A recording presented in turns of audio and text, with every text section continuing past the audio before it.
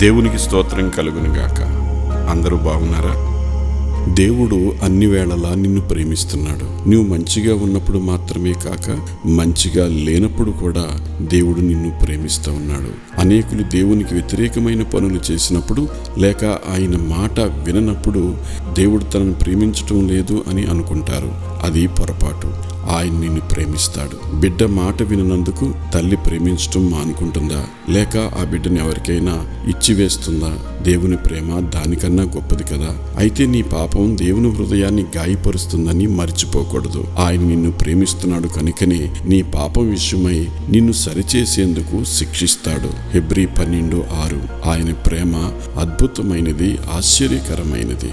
యోహాను 17:23లో చెప్పినట్లుగా తండ్రి తన కుమారుడిని యేసుని ఏ విధంగా ప్రేమిస్తున్నాడో మనల్ని కూడా అదే విధంగా ప్రేమిస్తున్నాడు. ఇది ఎంత గొప్ప ప్రేమ!